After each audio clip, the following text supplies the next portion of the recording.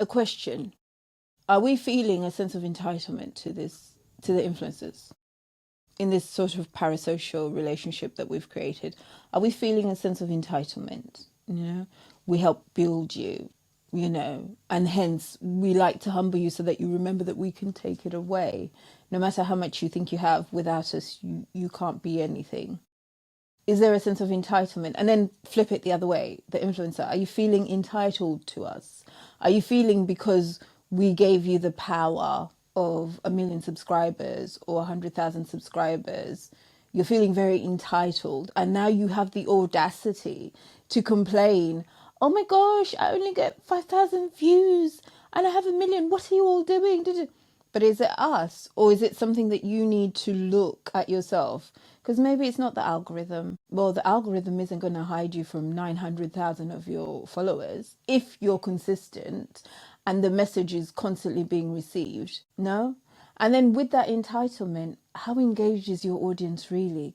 And then also, at what point do you stop servicing your audience? Because as an influencer, there is a point you can't respond to DMs.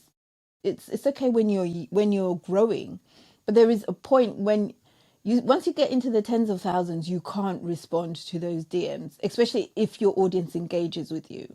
Even if only 10% of that audience engages with you daily, and that's usually people's DMs, that's 1,000 DMs. And then the bigger you are, the more there is. And I know a lot of people utilize AI to try and buffer that. But then the issue here is that's the relatability problem. So then people don't feel that you're humble.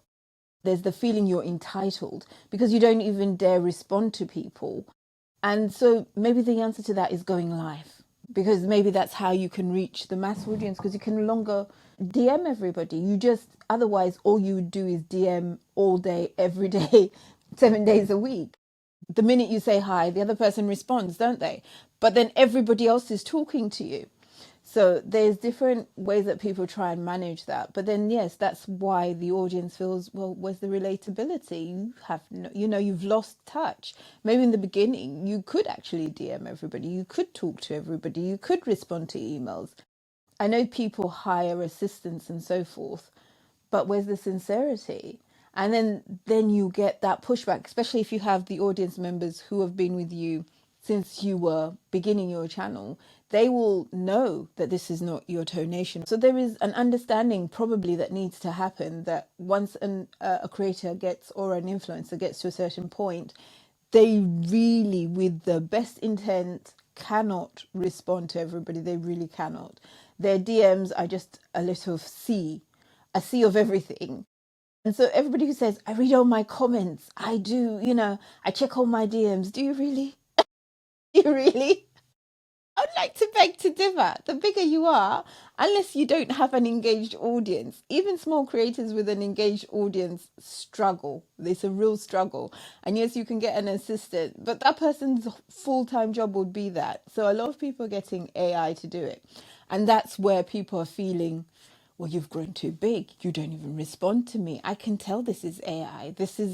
No matter what I say, I seem to get the same response. So there is that. What is the solution?